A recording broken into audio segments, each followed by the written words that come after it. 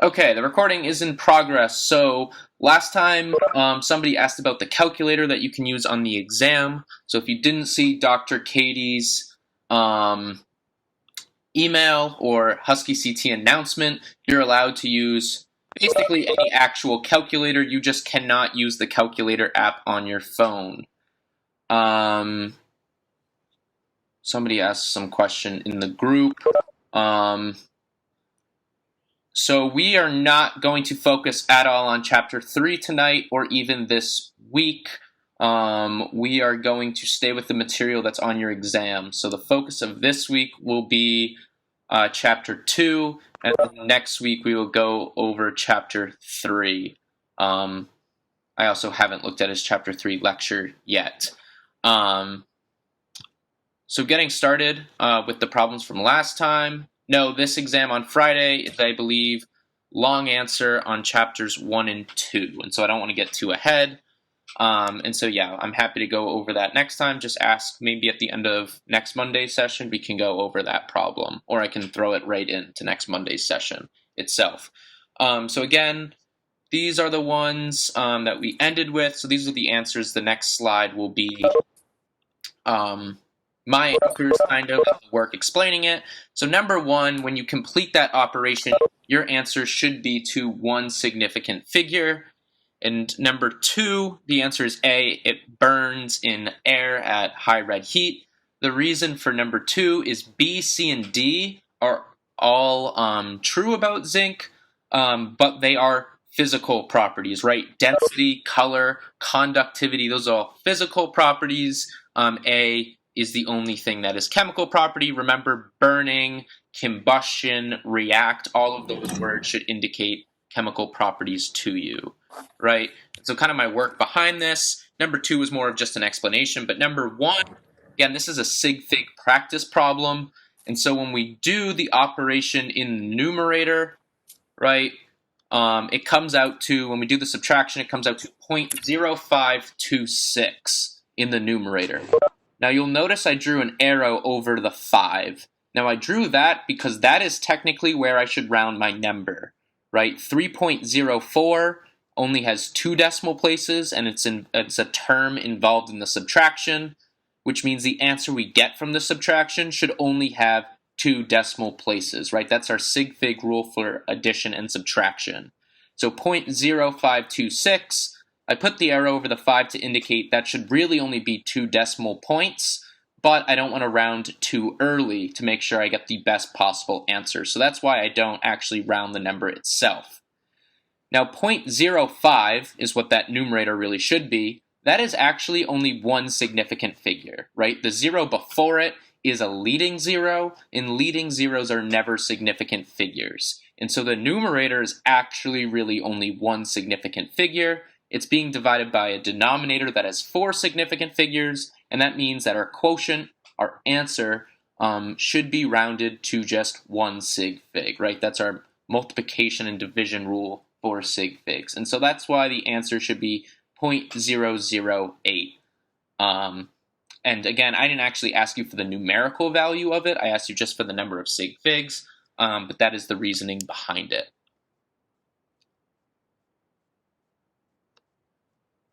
So 0.0528 is one significant figure because it is a result of subtraction in the numerator, right?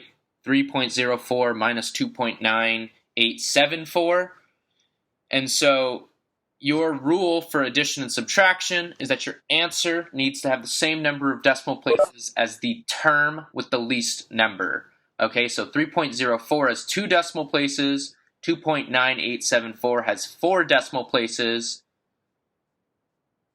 So you're asking, should it be 0.05? And that's 1 sig fig. Yes, that is what my arrow is indicating. But depending on what your denominator is, if you round too early, your answer will be significantly off. And so I never round when I'm doing my math. I wait till the end.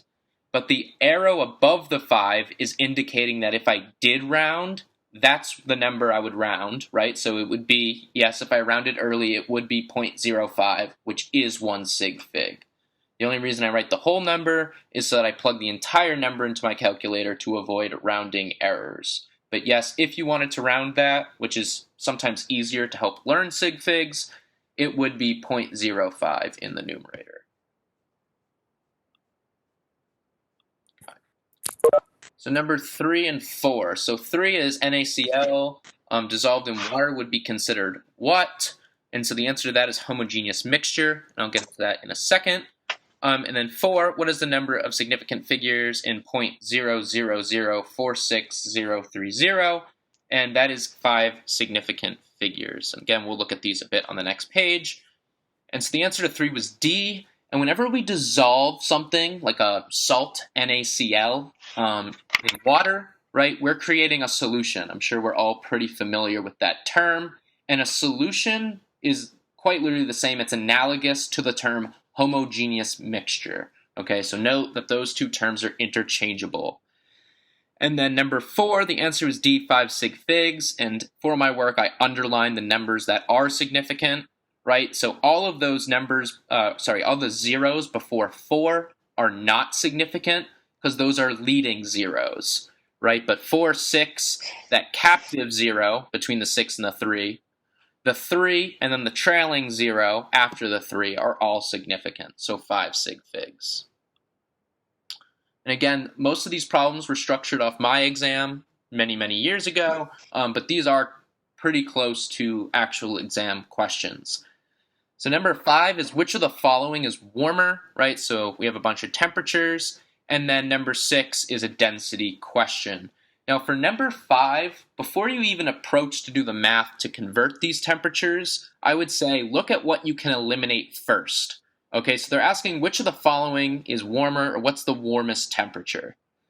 Well, for every single type of temperature measurement, right, Fahrenheit, Celsius, and Kelvin here, we are given 2 different temperature measurements, sorry. And so the lower one we already know will be colder than the higher one. So for example, we know that 67 degrees Fahrenheit is going to be lower than 94 degrees Fahrenheit, right? And so we can use that to help us. And so we can automatically from here eliminate option D, option C, and option A, right? Because there's other temperatures that are obviously higher than it, okay? And so we can auto-eliminate those, and I actually think sorry, people are commenting lots of things. I'll look at the comments in just a second. Let me go through these. And so we can auto-eliminate some of the options, and then we can convert the rest. And so I actually wrote that C is 283 Kelvin. That one automatically should have been eliminated. I meant to write E, which is 3 over 2. Look at option E. I think that is. Mute it. That is. I got it. And so when we convert B, 37 degrees Celsius is equal to 310 Kelvin, right? So 310 Kelvin is so far the highest temperature. Again, option E was meant to be written instead of C, which was, I think, 302 Kelvin. So that's lower than 310, so we know that's not the hottest. And then option F, which is 94 degrees Fahrenheit. I first plug into an equation to convert it to degrees Celsius, right? So the temperature in terms of Celsius equals 9 over 5 times our temperature in Fahrenheit minus 32. You subtract 32 before the multiplication. So what you find is that 94 degrees Fahrenheit is about 34 degrees Celsius, which when we convert to Kelvin is about 307 Kelvin. And so once we convert all of these, we can tell that B is the hottest temperature. Okay, and again, I'll get to the comments in just a second. I'm just going to go over D. So the option of this was B. Okay, I'm sorry. Number 6, the option was B. Okay, so density of carbonic acid, H2CO3, is equal to our mass of carbonic acid divided by the volume. Okay, and you'll see these values next to them. Those came from below. So first what I did is I solved for the mass of carbonic acid. So we're told when a flask is filled of carbonic acid, the mass is 1,338.39 grams. but we also know that the empty flask is 125.72 grams, which means just the acid itself, the carbonic acid, that's mass is the difference between the two. So 1338 minus 125 or so gives us the mass of carbonic acid being 1,212.67 grams. The volume we can find by the information they gave regarding water.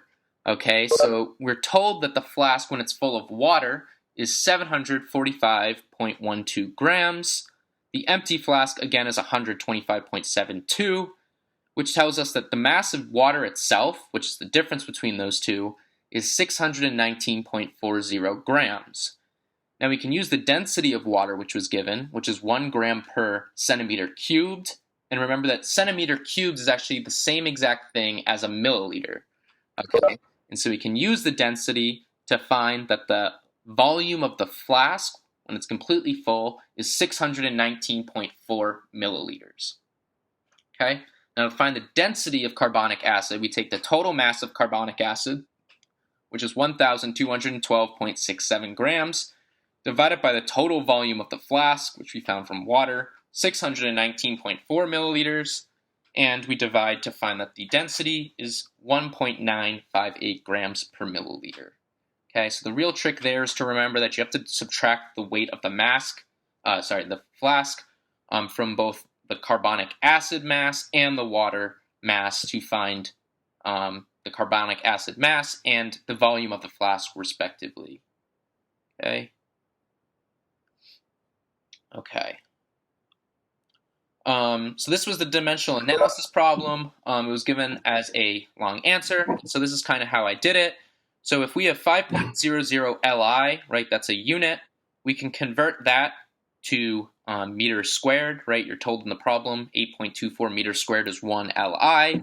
And then you basically just convert that all the way through to yards. The trick with this, however, is knowing that whenever you're dealing with squared units, you need to square the conversion factors, right? So after that first conversion, where 8.24 meters squared is in the numerator, in order for our units of meters to cancel out, we need to multiply the conversion factor 100 centimeters per 1 meter. We have to square that, okay? So then we have meters squared in the denominator, meters squared in the numerator, and they canceled out, okay? So the trick is to square all of those conversion factors, and you should get 49.3 yards squared. If you're curious about how you do your sig figs for this problem, remember that any conversion factors you use are considered infinite sig figs. So in this problem, the only number that has sig figs that is not in a conversion factor is the 5.00 Li, and so your answer should have 3 sig figs. Okay. And then just the last couple sig fig problems, right? And so here, the top is what was written on the original thing. And so the first one is 7.174 minus 5.237 times 10 to the negative second divided by that extremely small decimal. Okay, so the first thing I did for this problem is I convert scientific notation to decimal form. So I converted 5.237 times 10 to the negative second to 0.05237. Okay? That makes it a little easier to see, and I do the subtraction in the numerator first. So 7.174 minus 0.05237 gives me 7.1216. Okay? But again, you'll notice that I put an arrow over that second one. The reason for this is when I look at the terms involved in the subtraction, 7.174 has 3 decimal places, which means the result of that subtraction should also have 3 decimal places. Okay, so I draw the arrow there to indicate that I should round at the 1, but I don't because I don't want to round too early. And somebody asked if that was the arrow's a placeholder for sig figs. Yes, again, I don't want to round too early because that can throw off my answer. And so it's to show me, okay, that number should be 7.121, or technically it should round up to 7.122, but I'm not going to round it yet. Then we divide that number by the bottom number, and so the top is theoretically 4 sig figs, the denominator is 5 sig figs, and so our answer should be 4 sig figs. Sorry, I'll go through the questions after. They're not popping up completely, so I can't read your entire comment. Okay, so for the problem next to it, again, the top is just what was originally given, and so I start with doing the multiplication in the parentheses, right? So 1.038 times 12.4 gives us 12.8712. I draw an arrow over the 8 because it comes from the multiplication of 12.4, which is 3 significant figures, and so, again, our answer needs to be 3 sig figs. So I draw an arrow over the 8, which would round it to 3 sig figs. Okay? So now you take that number and you subtract the 8.2431, and we get 4.6281. Okay? Now the reason for this is the number in parentheses, if we had rounded it, should have been 12.9. Right, because the 7 comes after the 8, which would have rounded up to 9, which is 1 decimal place. Okay, so we're doing a subtraction where one of the terms only has a single decimal point, which means our answer from that subtraction should also have only 1 decimal point. So it really should be 4.6 in the numerator. But again, I keep the numbers after it to prevent myself from rounding too early. And so in the numerator, we in essence have 2 sig figs, 4.6, and we divide that by 0.9318, which is in essence 4 sig figs, and so our answer should have, because of the numerator, 2 significant figures, and that rounds to 5.0. Okay. The last one, what I'll say about this is I did confer with Dr. Katie about this one. This one was a lot harder than I meant for it to be. I did not want it to be that confusing, and so I apologize. But basically here, we do the addition in the numerator, 10 plus 0.48, giving us 10.48. You take the least number of decimal places, which 10 has 0 decimal places, and so in essence, that numerator should just be 10, and 10 has the trailing 0, which does not count as a sig fig, and so the numerator, in essence, is kind of like 1 sig fig. So you're dividing 1 sig fig by 3, and so your answer would be rounded up to 3. I do apologize if this one doesn't really make sense to you. I don't even want to spend that much time on it, because they would not give this one to you on an exam or anything like it. It was, again, a lot trickier than it was meant to be, so if the other two make a little more sense, that's really all you need. Okay, are there any questions before moving on? And I'm looking at the group now.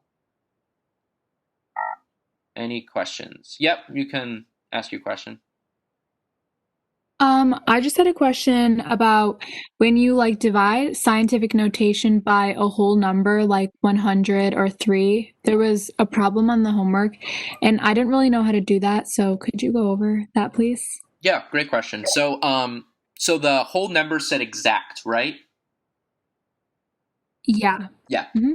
So whenever a number is exact, for example, a dozen eggs is 12 eggs, right? You know it's not 12.01, it is just 12 eggs. Whenever you're dealing with an exact number, it doesn't contribute to the significant figures of the problem. So if you had a number in scientific notation, let's say 3.48 times 10 to the negative second, right? The 10 to the negative second part gives you magnitude, but the significance of figures is the decimal part. So 3.48, that would be 3 significant figures. And if you're dividing that by, let's say, 3, and 3 is an exact number, because it's exact, it doesn't affect our sig figs, and so your answer should be 3 significant figures. It'll just be based on the number of sig figs in the scientific notation portion. Does that make more sense? Okay. Yeah, that makes sense. Thank you. Yep.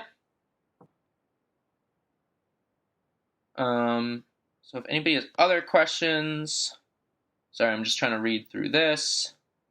Um, lab quiz, people are talking about.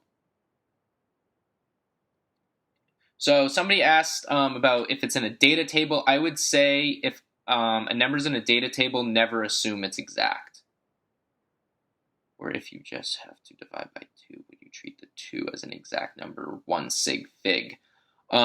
So I would say if it's given in a data table, if you're given a number in a data table, it will never ever be exact. And so treat it as 1 sig fig. And if it just has it in like a numerical operation, kind of like the problems we just did, if it does not specify that it's exact, treat it as if it's not. Okay? So unless it tells you it's exact, do not assume it is. And hopefully that clears it up. And so, Can I just say something? I think they're talking about where you have to find an average of density. So, like, when you add the two numbers and divide by 2, I think that's what the question is. So, I think you would just use the addition rules, right? when would you have different densities, I guess is my question. It was a question on the lab quiz. How do you find two densities and then find the average of it? So, I think I got that wrong as well. And I wasn't sure about, like, if I would, because if when you add the two numbers up and divide by 2 to find the average, would I just have it be 1 sig fig because 2 has 1 sig fig, or So 2 would be exact because you're getting the data from 2 exact different numbers, right? So you're basically asking when you're solving for the mean, right? Like a statistical mean. yeah. Right? 2 is saying it's 2 different data points. So that is exact. You could count that. It's not 2.01 numbers. It is 2 every time. And so if you're finding an average, then yes, that would be an exact number. Okay? And if you want to send the problem at the end, we can do that. But yeah. Any questions regarding last session? So chapter 1 things. I have a question about the last problem you did. I just don't understand why you kept, like, wasn't it 3 sig figs? So why did you move it to 2 sig figs? Not this one, the last one. In which step? The second to third. So the subtraction in the numerator? Yeah. Okay. So remember that when you do division and multiplication, your significant figures or your answer is dependent on sig figs directly. Okay, how many significant figures each term has. When you're doing addition and subtracting, they don't actually care at all how many significant figures are in those terms. It's all about decimal places. And so 12.8712, if we had rounded, should have been rounded to 12.9. It only should have had a single decimal point, which is what that arrow above the 8 is indicating. Okay? And if you're having trouble with the arrows, I suggest start by rounding the numbers, because it's a little bit easier to see, and then later on try to use like the arrow trick and not round. But if the issue is with rounding and carrying the sig figs through that, don't use my strategy. Okay, so 12.87 really should have been 12.9. We subtract 8.2431 from it, and so we get 4.6281 when we do all the math out. But because 12.87 really should have only had one decimal point, the number that came from that subtraction should also really only have one decimal point. So it's not really based on the sig figs of the terms that are involved in the subtraction. It's just on the decimal point. Okay, and that's kind of why it goes from seemingly 3 significant figures to 2. Okay, that makes sense. Yeah, and I would say kind of star things like that, because it's my bet that on the exam they would have a subtraction problem kind of like this, where you kind of talked about how it seems like it goes from 3 sig figs to 2, And in essence, it does. I think their problem would probably reflect something like that. Because a lot of people's tendency is to look at that subtraction and say, okay, 12.9 or so really is 3 sig figs, so my answer should be 3 sig figs. And it's not. It's based on that. Or can you do it before then? So if you have any exam questions or due date questions, I have nothing to do with that. So I'm not the best person to ask. And I got a couple emails as well asking about what you can use on the exams and stuff. Definitely ask your professors about that. But I'm not the best source for that. Okay.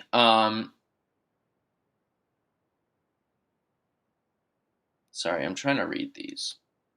We will move on. If anybody has questions, we can do them at the end, but I want to get to the new material. Okay, so Chapter 2, again, any other questions on those we'll do at the end, so just stay around. So there's 3 laws I'm going to focus on. They don't focus too much on the history, which I know a lot of Chapter 2 is the history of chemistry. Do not go too crazy about that, studying for the exams on it. It is not heavily tested on, and if it is mentioned, I predict it would be on your multiple choice exam, which is not this week. So for the one on Friday, make sure you've watched that lecture video, have some quick little notes, but don't go too crazy studying the history. Again, that might appear on 1 or 2 multiple choice questions, but isn't even typically discussed very often on exams. Okay, and when they are discussed, it's typically like the laws and what the people extrapolated from their experiments, not really about the people themselves. Doesn't mean they can't ask about them, but it isn't common. Okay, so the big 3 that I'm going to just talk about quickly is the law of conservation of mass, which I'm sure most of you know about, but it basically says that in a reaction, no matter is created or destroyed, it's just reorganized, right? So a balanced chemical equation kind of shows that, right? We have methane reacting with oxygen for the example reaction, turning to CO2 and water, right? What each element is bound to is different. Maybe heat or energy was released or input for this reaction.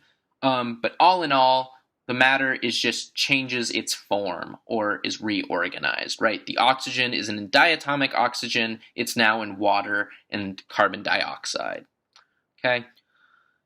Second law is law of definite proportion, and this says that each compound has a fixed proportion of elements. And the people in parentheses are kind of who postulated these laws, right? So definite proportion, it's going to end again. I thought it wasn't. So again, when it ends, just join back. We'll do it quickly. And so basically what this is saying is that water will always be H2O, 2 hydrogens per 1 oxygen every time. Ammonia, or NH3, will always have 3 hydrogens and 1 nitrogen. Methane, CH4, will always have 1 carbon, 4 hydrogens, right? That will never change for a specific compound. Now, Dalton came up with a different law. It was law of multiple proportions, and that this basically says that compounds are made from the same elements have different proportions in whole number ratios, right? So carbon monoxide has 1 carbon and 1 oxygen every single time, but carbon dioxide, which is a different compound, will always have the proportion of 1 carbon to 2 oxygens. Okay, so it's not just that these are different compounds, but it's also that the subscripts, the ratios of the elements, will be in small whole number ratios. Okay, just going over atoms really quickly. So in the center of an atom, we have our nucleus. This is made of protons and neutrons. Protons have a charge of +1 and a mass of 1 AMU, which stands for atomic mass unit, while a neutron has no charge or a neutral charge, right, and also has a mass of 1 AMU or atomic mass unit. Okay? Now, around the nucleus, we have kind of shells or orbitals, we call them, and within these orbitals reside electrons. Now, electrons have a -1 charge and their mass, although they have a mass, we call it negligible. Okay, so when we count the mass of a single element, we are going to ignore the mass of electrons. Okay, and we have two little types of atoms to quickly mention. We have ions, which are forms of an atom with charges, right? So they're going to have a positive or negative charge, and it's really important. Most people know this, but sometimes in the panic of exams, kind of forget about this, is charges are created only by the gain or loss of electrons. Okay, sometimes when people see positive charge, they'll think that it gains protons in the panic of an exam. Remember that charges are only ever created by loss or gain of electrons. And then there's also isotopes. These are forms of an atom with different mass numbers, which means because a single atom has to have, for an element, has to have the same number of protons, if they have different mass numbers, it's because they have different number of neutrons. Okay? So isotopes have different numbers of neutrons. Okay, I think we'll get this in right before it ends, but our atomic symbol, so we have, this is the general format. X will be the element symbol, so this is what we see as one or two letters on the periodic table. So oxygen, for example's element symbol is an O. Okay, then to the left as a superscript, right, so as a number higher, that is our mass number or atomic mass. That is equal to our number of protons plus our number of neutrons, right? And so if our mass number is 38, that means we have 38 protons and neutrons. How many of each, we might have to find beyond that, but 38 of those combined. Z, which is the subscript to the left of the element symbol, is our atomic number. That is the number of protons each element has, right? And so that will be consistent for any element, right? Oxygen will always have 8 protons. Okay, and then in the top right corner, we'll have charge. And again, charge is caused by gaining or losing electrons. Okay, before going on, I'm actually just going to stop the recording here, end it, and just quickly rejoin, and we'll get started, because this is going to end in a minute anyways. Okay. So I'm just going to end this quickly, and then we'll quickly finish.